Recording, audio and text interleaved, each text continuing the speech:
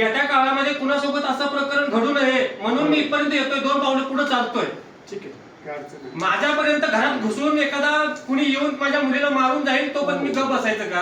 पुणे जिल्ह्यातील भोर तालुक्यातील नसरापूर गावात एक अत्यंत धक्कादायक आणि संतापजनक घटना समोर आली आहे। 3.5 वर्षाच्या चिमुकलीवर 65 वर्षाच्या नराधमाने बलात्कार केल्याची माहिती समोर आल्याने परिसरात संतापाची लाट उसळली आहे।